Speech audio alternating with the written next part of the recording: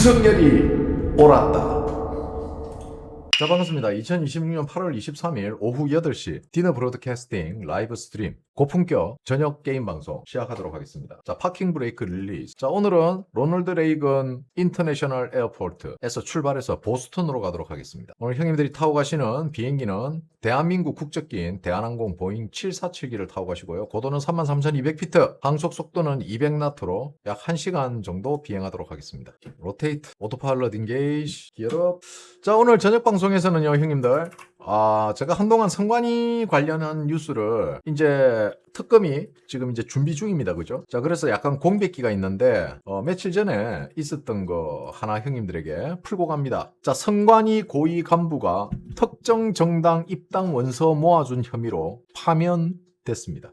자, 이제, 제가 선관위, 민주당, 국힘, 이 다 연루돼 있댔죠. 이제 하나씩, 둘씩 나오기 시작합니다. 자, 선관위 고위 간부가 특정 정당 입당 원서 모아준 혀미로 징계 절차에 들어갔는데 언론에서는 보도도 안 됐죠. 언론에서 보도도 안 했습니다. 그런데 징계가 파면으로 결정나니까 그제서야 언론이 보도를 하네요. 그러니까 형님들, 선관위가 독버섯이라니까. 이 선관위가 독버섯이야, 독버섯. 이 새끼가 여기저기에 독 뿌리고 댕긴 거야. 독댐 들어가는 거지, 독댐. 독댐은 뭐야? 도트 데미지. 도트 데미지는 뭐야? 피 말려 죽이는 거지. 선관위가 이렇게 정치인들을 이용해 먹었다. 도대체 얼마나 헤쳐먹으려고 했는지, 그리고 민주당에 어떤 놈의 지시를 받고, 아니, 민주당 어떤 놈과 손잡고, 어떤 거래를 했는지 이거 밝혀내야 돼요. 이거 징계로 끝나서 안 됩니다, 이거. 공무원의 중립 의무를 위반했죠. 어쨌든 앞으로 형님들 선관위 관련한 특검은 축제가 될 겁니다. 하나 둘씩 이제 하나씩 양파가 벗겨지는 재미가 있을 거예요. 즐겁게 즐기십시오. 자, 그리고 며칠 전에 캐나다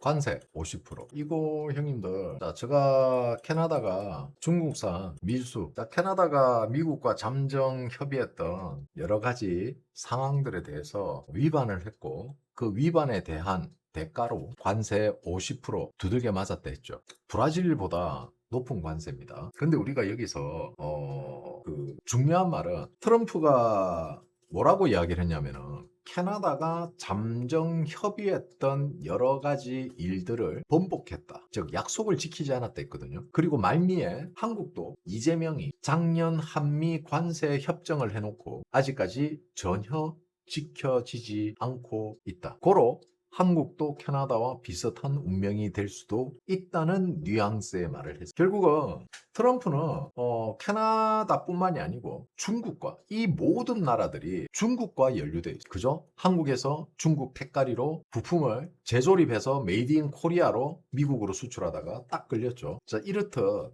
똑같아요. 그게 한두 가지가 아니에요. 그리고 캐나다 역시 마찬가지고. 그리고 여러 가지 한미 FTA 조항에서 절대 중국산 택가리를 하지 않겠다. 철저히 걸러내겠다. 그런데 오히려 캐나다와 한국은 더 열심히 우회로를 찾고 중국을 위해서 어떻게 해서든지 중국 제품을 미국 시장에 뿌리기 위해서 온갖 노력을 다 하고 있다는, 이걸 좋아하지 않죠, 미국은. 그러니까 당연히 보복당하는 겁니다. 그래서 캐나다가 이번에 두드려 맞았고 한국 역시 마찬가지죠. 한국 역시 택가리에 앞장서고 있고, 거기다가 한미 관세 협정 아직까지 이행되고 있지 않습니다. 그러면은 다음은 한국이다. 한국도 곧 다가온다. 이 부분 형님들에게 정리를 해드린 겁니다. 왜 캐나다가 관세를 저렇게 맞을 수밖에 없었는가에 대한 설명을 좀 해드린 거예요.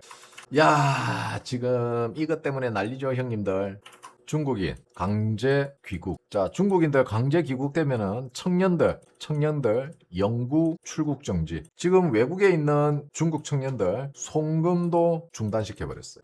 거기다가 한국인 정치인들조차 중국 공항에서 입국 거부됐죠. 쫓겨났죠. 굉장히 지금 중국이 뭔가 심각해지고 있습니다. 중국이 전쟁을 하진 않을 거고, 갑자기 중국이 젊은 청년들을 불러들이고, 그리고 일찍이 귀국했던 청년들에게는 비자 갱신을 빌미로 불러들였지만, 여권 갱신, 새로운 여권 시스템으로 교체하기 위해서 불러들였다고는 하나, 이 청년들이 지금 중국을 안 들어가거든. 왜? 지네들은 듣는 소문이 있었을 거 아니야. 지네들은 뭔가 정보를 얻었기 때문에 이거 중국 들어가면 큰일 난다 싶어서 안 가는 거잖아. 실제로 여권 교체를 해준다는 말로 여권 시스템이 바뀌어서 새로운 여권을 발급받아야 된다는 말에 열심히 중국을 갔던 청년들은 두 번 다시 출국을 못하고 있습니다. 그리고 지금 중국에 강제 귀국 조치를 당한 청년들, 젊은 학생들은 지금 안 들어가요. 뭔가 냄새를 맡았겠죠. 안 들어가니까 중국에서 어떻게 했느냐? 해외 송금을 전면 차단시켜버렸어. 지금 이거 중국도 뭔가 느낌이 쎄한 걸 느끼는 것 같아요. 거기다가 하필이면은 오늘이 아니죠. 어제죠. 중국이 저런 청년들을 불러들이고 강제, 그러니까 중국이 해외에 있는 중국인들을 강제 귀국시키는 저 정책을 발의하기 전에 미국에서 5만 7천 장 정도의 사기 투표 용지를 발견합니다. 그리고 그 사기 투표 용지를 중국인들이 아주 조직적으로 투표함에 쑤셔 넣는 것을 CCTV로 목격을 합니다. 그리고 트럼프가 트루스 소셜에 그 내용을 오늘 올립니다. 자, 트럼프는 부정선거를 이제 중국이 주도했다는 실물 증거를 드러내기 시작했어요. 중국 급해졌습니다. 어쩌면 미국이 진짜 중국 때려버릴 수도 있을 것 같아요. 아니면은 어쩌면 미국이 중국에 뭔가 작전을 걸 수도 있을 것 같아요. 트럼프 대통령은 점점 노골적으로 중국의 선거 개입을 흘리고 있어요. 그것도 증거와 함께. 자, 분위기가 지금 형님들, 우리 흔히 경상도 말로 분위기가 뒤숭숭하다는 거죠. 자, 중국이 먼저 움직였어요. 그죠? 중국이 먼저 중국 해외에 나가 있는 중국 국민들에게 강제 귀국 조치를 시키는데 그 명분이 새로운 여권 시스템을 적용하기 위해서 새로운 여권 발급을 받아라 해서 들어오라는 거예요.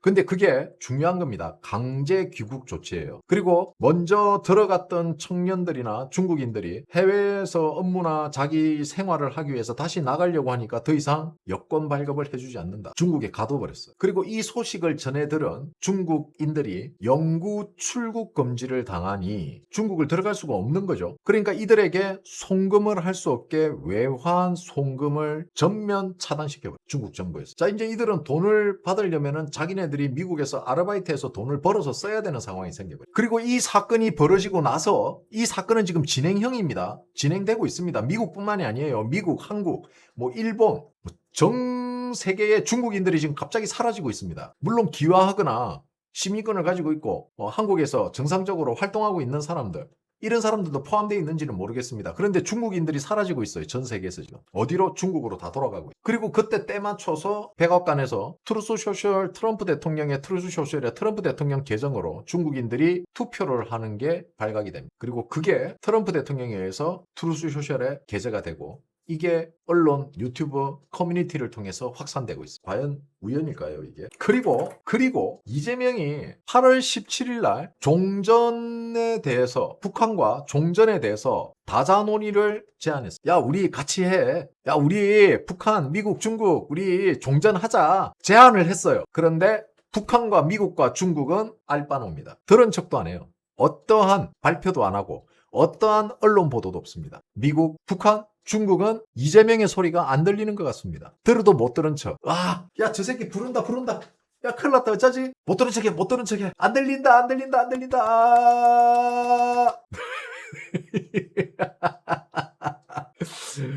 성현애님 2만원 후원 감사합니다.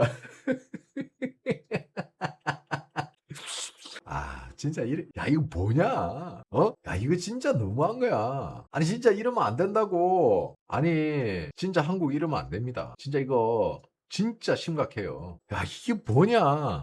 자, 대통령 종전 당하자 논의 제안에 무시당하고, 그리고 22일 날 타임라인을 보세요, 형님들. 8월 17일 날 무시당하고 중국이 바로 8월 22일 날 중국 입국 거부당했어요. 이게 국회의원만 입국 거부당한 게 아니고 민주당 국회의원도 우리나라 정치인이 중국 저 미개한 나라 중국에 입국 거부를 당했어.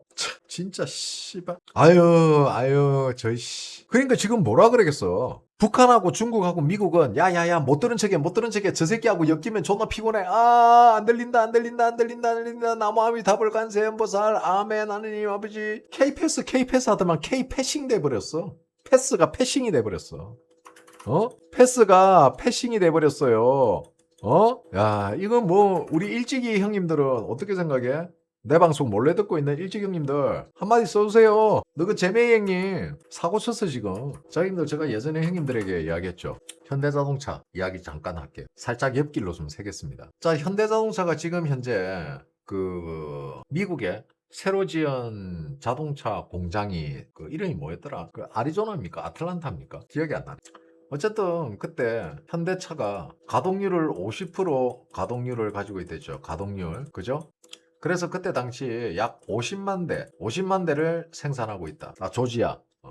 그죠? 근데 제가 뭐라 했죠? 현대자동차가 곧 최대 102%까지 가동률을 끌어올릴 것이라 했죠. 며칠 전 현대자동차는 80만 대를 목표로 한다 그랬어요. 80만 대까지 정산하겠다. 자, 이제 앞으로 곧 100만 대 정산 나옵니다. 100만 대 갈 거예요. 자, 그런데 이 시기에 참 희한하죠. 현대자동차 한국에서는 전면 파업에 들어갔어요. 그리고 한국에서 한국 K현대에서 생산한 차는 미국에 들어갈 때 15% 관세를 냅니다. 수호천사님 6박스 구매 감사합니다. 그죠? K현대는 15% 관세를 내지만은 미국 현지에서 생산하면 관세를 안 내죠. 그리고 한국에서 파업을 하죠. 그러면 80만 대 생산한 것 중에 일부를 한국으로 가지고 들어오면 관세가 0%죠. 그리고 현대자동차가 미국 공장에서 조지아 공장에서 100만 대까지 정산을 시작하고 한국 현대를 폐쇄시키면 직장 폐쇄를 시키면 현대자동차 노조들은 하루아침에 거지가 됩니다. 백수.